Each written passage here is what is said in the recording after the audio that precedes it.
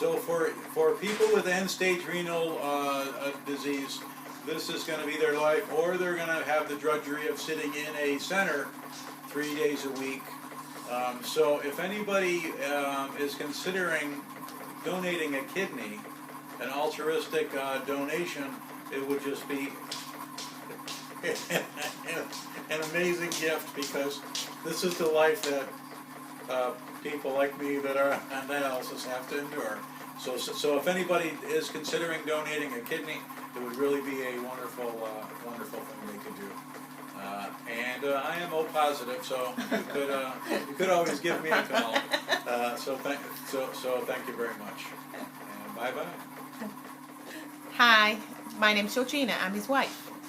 And about a year ago, we decided to learn how to do in-home dialysis treatments. And it's quite a pain. It's 5 days a week. And basically, in the evenings, it takes up 3.5, 4 hours. You have no life. He misses Saturdays and Tuesdays. So that's the days we can actually go out and do something if he's fit enough, if he's not too exhausted. And basically, this is our life until he gets a kidney transplant. So that's it. Hi everybody out there in YouTube land. I have polycystic kidney disease, and that is end stage, ESRD, stage 5, so my kidneys no longer function to sustain life. So this is my dialysis machine. It's called the Cycler by DaVita, next stage. And I will be setting up to do a treatment. I'm at a buddy of mine's house, and the machine is portable. I dragged my supplies here, and next stage delivered a bunch of dialysis fluid for me. Normally I would run off of a pure flow machine, which would give me the dialysis fluid, but in this case I'll be hanging bags and using it. And to start the preparation, I have a fistula, which is a artery which they attach to a vein. It's a brachial cephalic, so they attached my brachial artery to my cephalic vein. The surgeon tunneled it over, and right now I have cellophane on my arm with some lidocaine cream, because I use a 14 gauge needle, which is painful, and this will numb it up a little so I won't feel the pain. Now I have a flow chart that I'm starting to fill out. That's from 2 days ago treatment. I do this 5 days a week, and I get all my vitals, temperature, blood pressure, weight before, weight after, but that's really not important now. Now we're going to start setting the machine up. To start with, I'm taking my vitals. I have to take my blood pressure sitting down and standing up. Now I'm taking my blood pressure standing up, which is required on the flow sheet, and I will be taking my temperature, which is very critical, because if you were to pick up a pathogen or something, if you infected yourself during the treatment, you might develop a fever, and you'd have to call your home dialysis nurse to let them know right away. Side view. I have 30 pounds of kidneys that I'm carrying around, because I have, for those of you with PKD, you know the daily struggles. So that's it for the pre-treatment. 97.1. Now are you filming? Mm-hmm. Okay, now I'm looking at my flow sheet from Friday. It's what day is it today? Sunday. It's Sunday. And I'm looking at my post weight which we go in kilos, was 89 kilos. 89.0 kilos. And I just weighed myself. My today's weight is 89.2, because my buddy took me for some good Mexican food, and I have a 97.1 temperature. There's a bunch of other questions on here that I've answered, whether I'm short of breath and that you'll be able to do that flow sheet on your own if you are in this this predicament. That needs to be edited out. Okay, hang on, let me just say one more thing. So now we're going to hang the bags of dialysate on the cycler. Now, I'm at a friend's house in the Cleveland area. Normally, at home, I have a pure flow machine, which is a reverse osmosis machine that makes and I have dialysate sacks that I load. So normally I would be running off of pre-made dialysate fluid. The dialysate fluid now is in these 3 cases here. What? 3, 2. This is my dialysate right here in these 3 cases. This is what's required just for 1 treatment. I do 5 treatments a week. So if I were to run just on bags, you could imagine I would have the UPS man here just continuously. 2. Here we are opening the bags. We really shouldn't be using a knife, so. And this is a dialysate bag.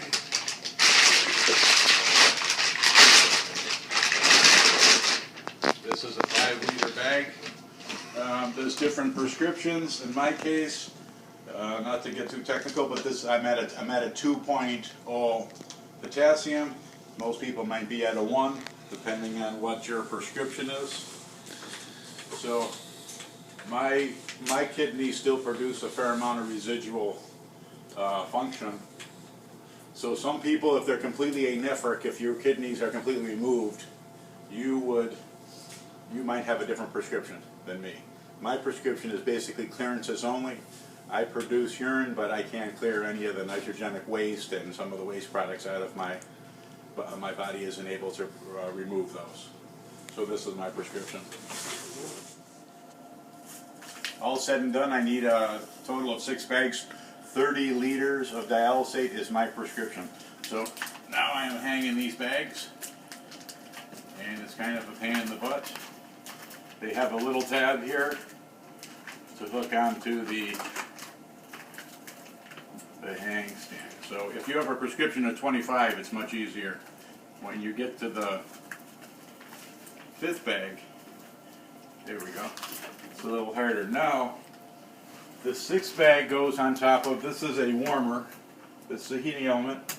It has a little pressure switch, so it will shut off if there's nothing on there. And we have a little bra that we snap the 6 dialysate bag over. Now what's going to happen is, this is the octopus cable. I'm not sure what DaVita actually calls it. Let's see what they call it. It's an express warmer disposable set. So this is where I will spike the saline bag on the warmer, and all these will connect up to the 6 bags here.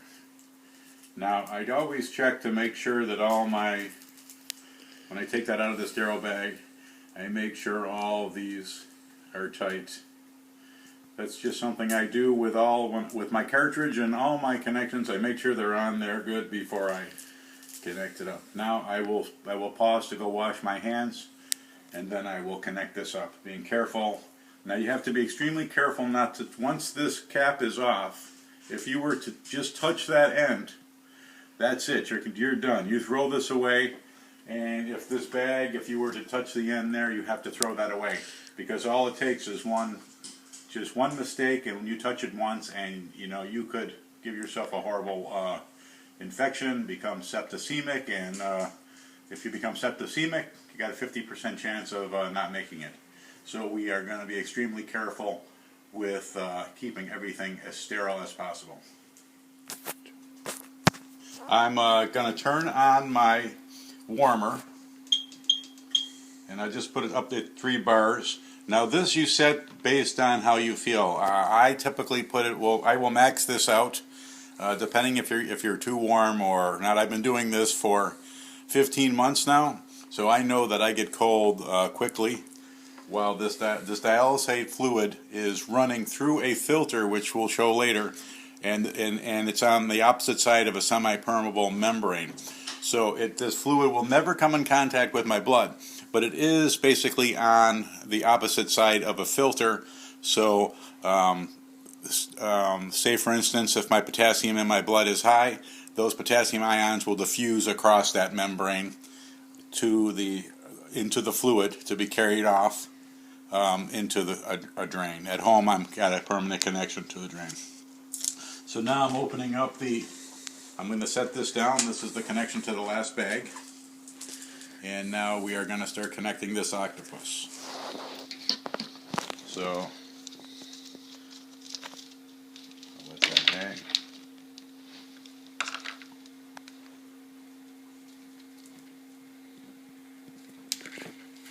And that is the connection that I will make with each bag.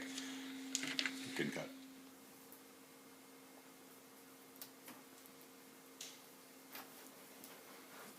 I use 5 bags, so these 3 on the octopus will not be used. So I will clamp these, and I will just set these aside behind my warmer bag. Now, if you notice on the bag, there's 2 connections. So this is the end of your octopus connector that goes 8 to 1. Now I need to spike this bag. So I'll twist open the end there, pop this cap, being very careful not to touch it.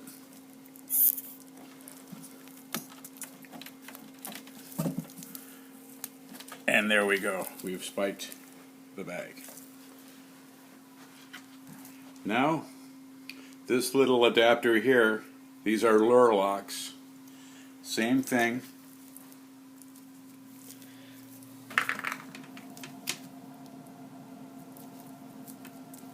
Now this is where the dialysate will flow out into my cycler, into the cartridge, and through the filter. So I'm just going to clamp that, and that's as far as we're going to go right now. I'm starting the machine now. I'm opening the door, and now the door has to be open, and I'm reaching around. There's a power switch in back, and I'm turning on the power. I'll wait until 2 orange lights come up flashing, and that will tell me this is ready to load the cartridge. This is the cartridge. It's a single use. I'm going to open this up and prepare it to insert in the machine. Okay, I'm pulling all the tabs off. I always verify everything's tight. These little clips hold together. You see that, how that one was loose? Now I tighten that up, tighten the drain line up, and tighten there's an arterial and a venous line, so those are both tight, and I just pop everything off. This comes with what we call a Mr. Peanut. That is a lure lock, but it has a female to female. My method, I pull this tag off, and then I put this on my clipboard so I can write this cartridge number, which is required on my flow sheet. The 2 orange lights flashing, which means I'm ready. Now I'm going to insert the cartridge into the cycler. There's 3 points where I have to push the hose in. 1, 2, and 1 on the bottom. And then we close the machine. And now we untangle the line sets.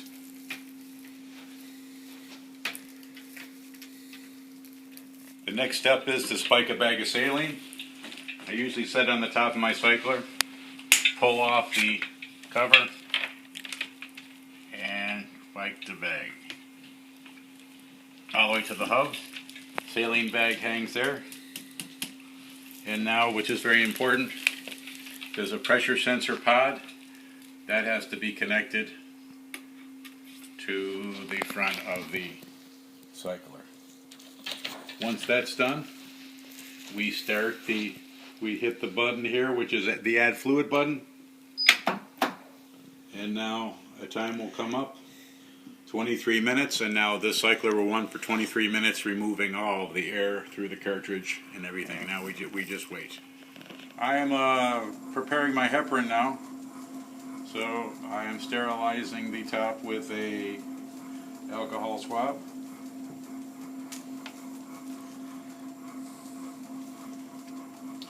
I need 3,000 units, pull it back to about 5.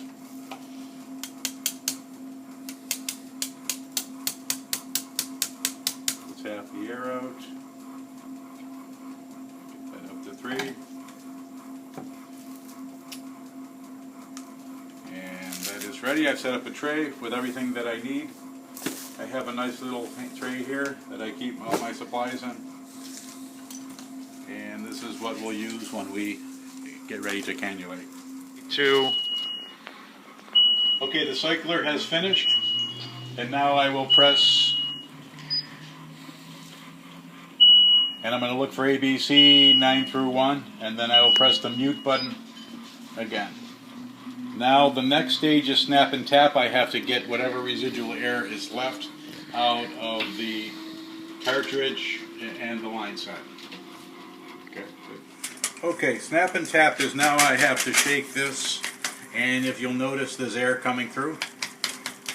So I will shake this cartridge and gently tap it and get all that air through the line sets. I'm not done yet, and then I will also, there's air in the pressure pod, and I will go through and I will, they call it snap and tap because you can grab these lines and snap them and work your way down. Now, if you're going straight by the book, it gives you a procedure to start, I think, from the venous all the way through the circuit. But as long as you get all the air out, you're good to go. Okay, good. Okay, the next step is I am going to purge the air out of the top of this cartridge. It's in the holder and up at an angle for a purpose, so the header here will catch any air, and there's the fluid. Oops. So I let it a little bit of fluid through, and then I clamp it down. Okay. Now the next step will be to stop the machine, and then I will purge the air out of my saline tea. So this is what we call the saline tea, and we just let a little fluid gravity feed out of there, and then we clamp that. This saline tea is where I can add saline if my blood pressure starts to crash. I will give myself a little saline during the treatment. 2, Now I'm going to clamp all my clamps. There's my saline tea. I'm going to clamp my venous and arterial lines. And my waistline. You can cut. This is a waistline set. Now I am going to connect this waistline. Well, 2 things. I have a syringe here that I need for some saline. There's different methods to pull saline off, but I am going to connect this.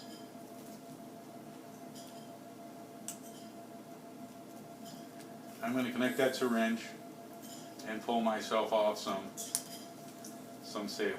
Because this I will need when I rinse back. The needle is about 11 inches long, and I need to push that blood back into my body. So I will get the bubbles out of there and clamp that. Now my waist set, I'm connecting. Let me untangle it. Now the waistline doesn't have to be sterile. This waistline is, I'm connecting to the waistline set. I'll leave it clamped still. And this waistline I will run to the bathroom that's around the corner.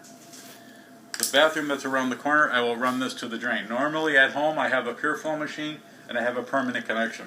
But if you were to be in an RV or a hotel, you would need to connect this waistline into the toilet. I've got multiple waistlines, so if you need to go further. And this is going to be all the dialysate after it runs through the cartridge and picks up any the nasties out of my bloodstream. This will just go right down the toilet. We call this the P line. 2, Okay, now I'm going to connect my saline line. Now I'm going to disconnect this. It's clamped, and I'm going to just let it hang right there. It's not touching anything, and that will remain sterile. I'm going to be careful not to touch that end. And I am going to untangle this mess. Here we go. And now the saline line from the saline bag, I'm connecting very carefully to the saline tea.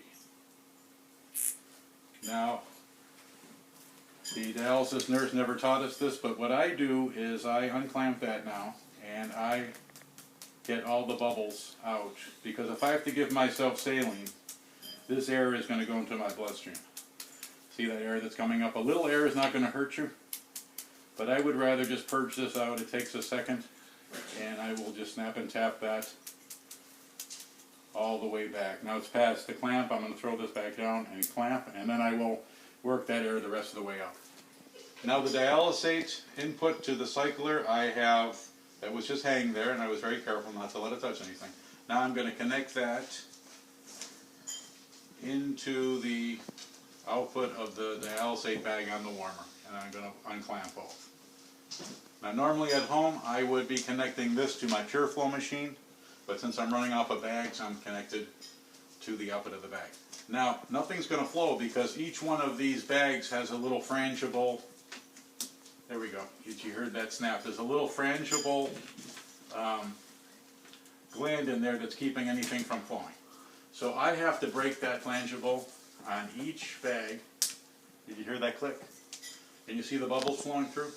So I have to make sure that each one of these bags is, that fluid is going to flow and the clamp is open. So I'm going to go through each bag and you see the bubbles as the air is working its way to the top. So I'm just going to work my way around and do all of them. That's good. There you go. So I said frangible, and my video editor did not like that, so it's a breakaway, as you can see. As the little breakaway inside there breaks, it allows the fluid to flow through. During treatment, I'll be careful to watch that all these bags are draining evenly in case I missed one. At one time I did a treatment, and I, for some reason, didn't get one broken completely, and the bag remained full. So we'll make sure that they empty evenly. 2. Okay, now I'm going to set the machine up. These are personal settings for me. Everybody will be different. For me, my prescription is clearance only. So if you had no kidney function, you would weigh yourself and you would have to remove through ultrafiltration the amount of fluid that you gained from your last treatment. And that would be in this window right here. Now there's a back screen. Now in my case, I am only going to remove 0.1 liter. And then I'm going to flip back to the front screen, and I'm going to set this to a 0.3, which is the rate. It's 0.3 liters per hour. Now that would be different for anybody else. This bottom window is the blood flow rate. This is when I start this up with this kidney button. The pump is going to start at 210 milliliters per minute. And then this top window is the dialysate flow. The dialysate is the fluid that I'm using, and I will set that up to as far as it will go to start me off. And so these are my initial settings. The settings will be different if I flip to the back screen.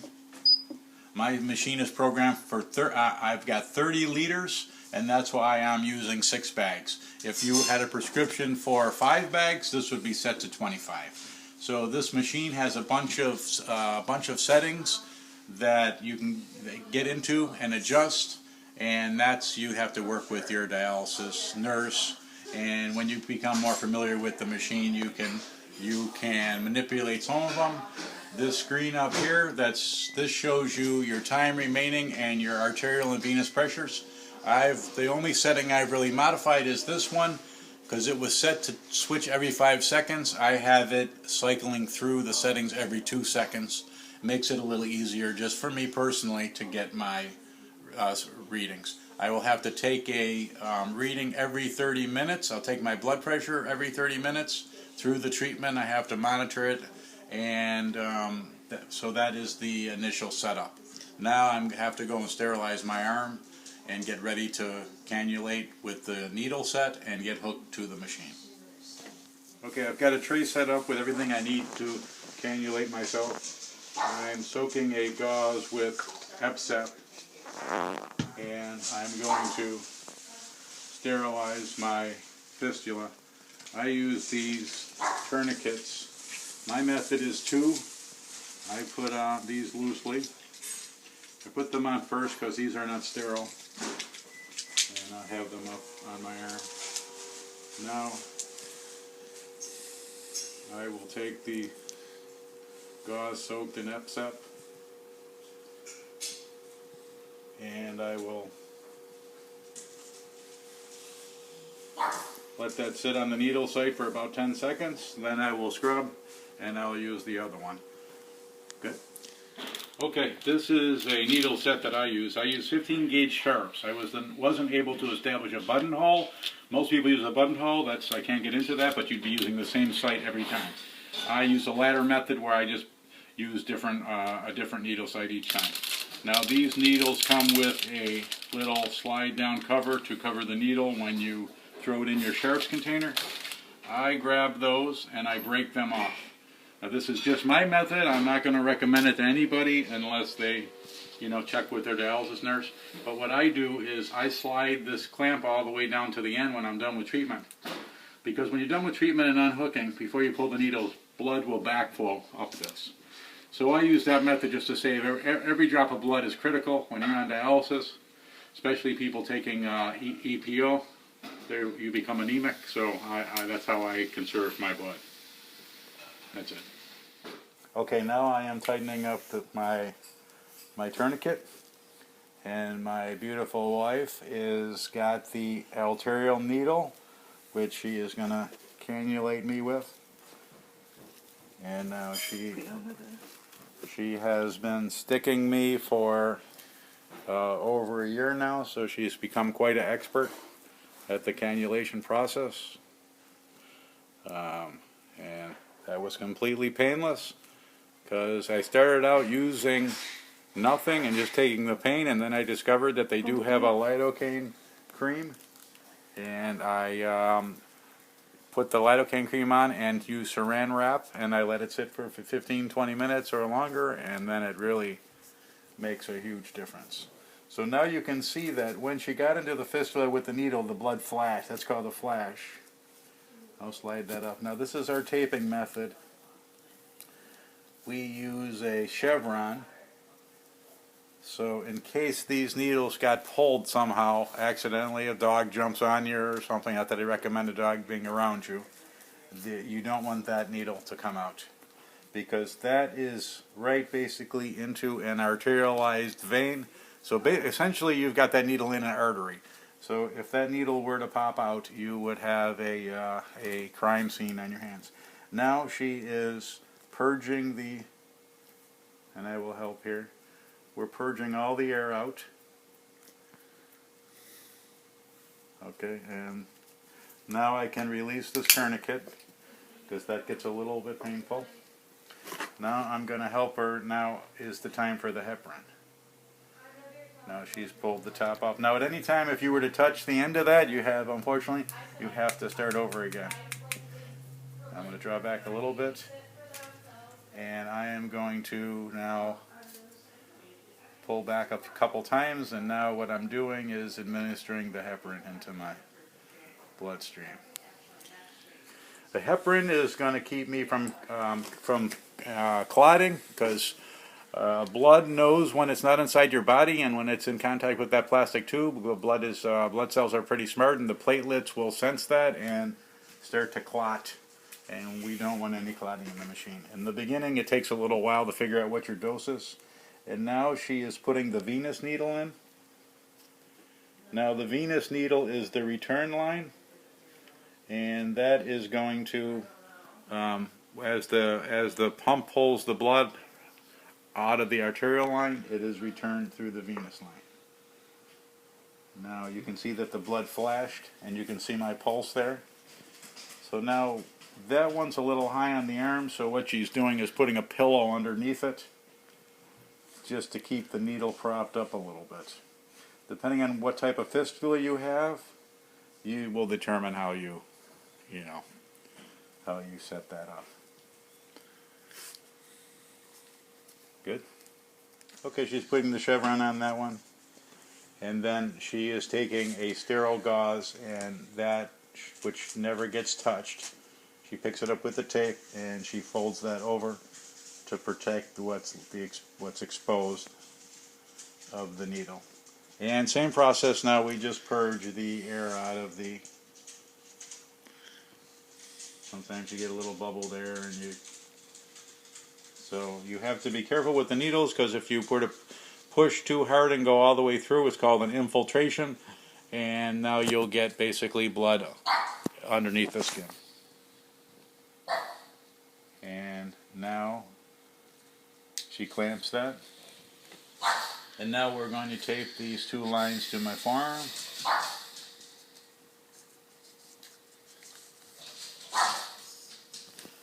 And I can pop off that other tourniquet. We always double tape though as Yeah, well, just in case. Yeah, we double tape there, and now I am prepared to connect myself to the cycler. Okay, now my dialysis partner is connecting the syringe to the arterial line. Now that has to be kept sterile, of course, and she's being very careful not to touch that tip to anything. And now sometimes these lines kind of are a pain in the butt. They get tangled up, so she's just untangling that line.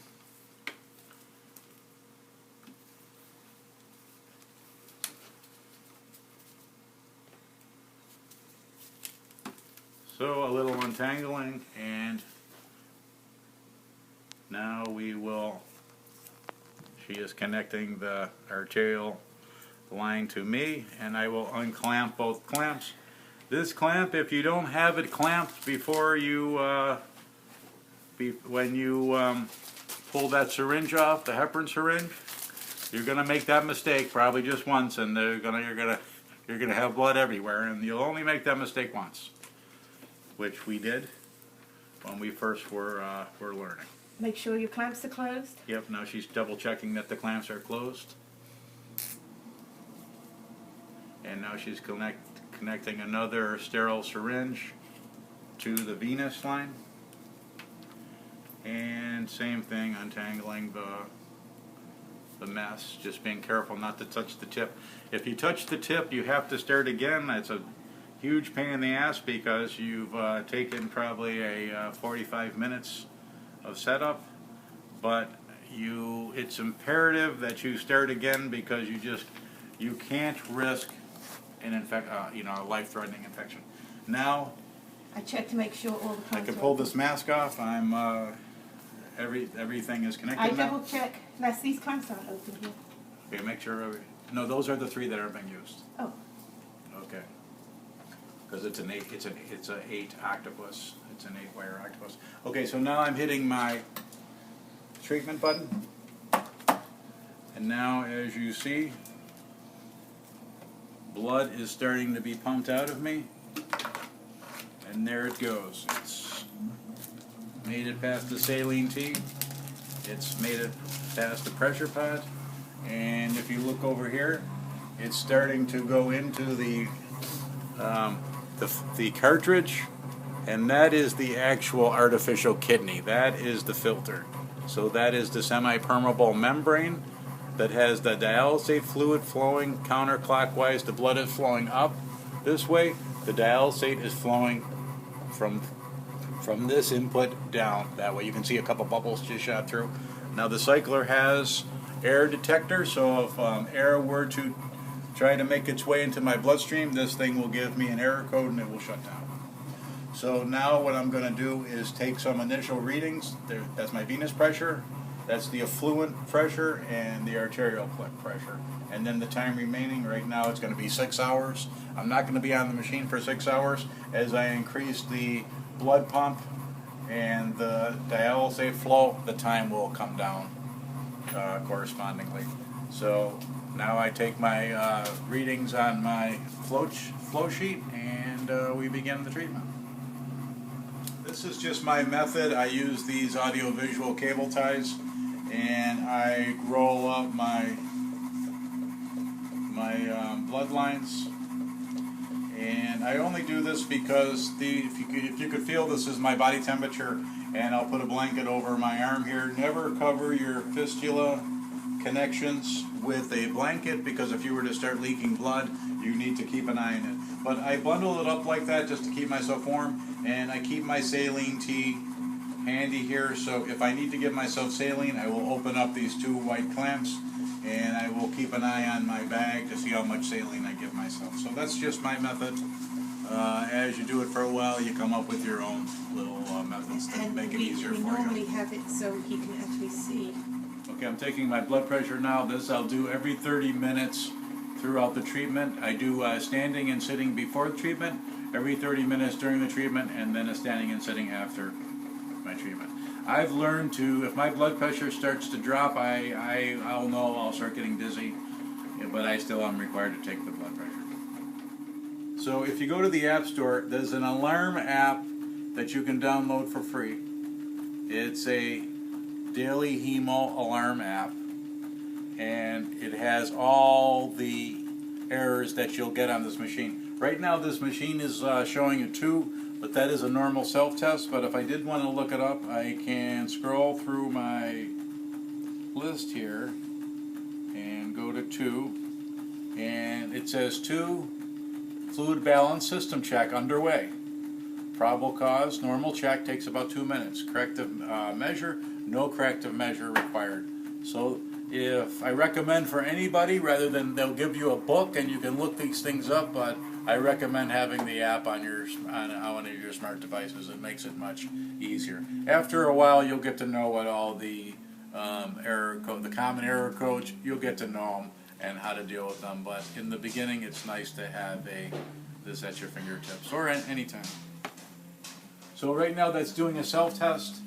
If you notice, there's a little dot after the blood pump number.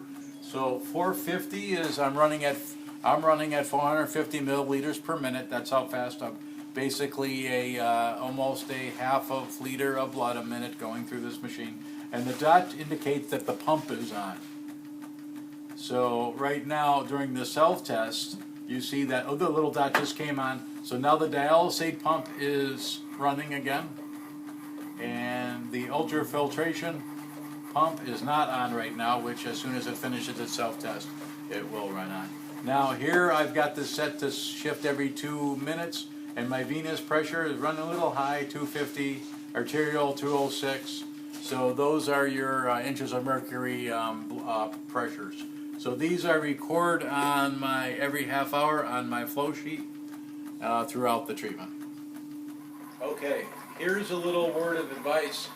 Make sure once you get hooked up to the machine, that's when you can get the sympathy of your wife or your kids, and then you can tell them you need water, you need some grapes, you need a sandwich, and then you can say, look, I'm tethered to this machine, there's nothing I can do. And so just a word of advice, you can use this to your advantage to get your wife to, kind of give you some TLC. All right, enough of this nonsense. We're going to the video. Enough of this nonsense. I'm going to eat my lunch.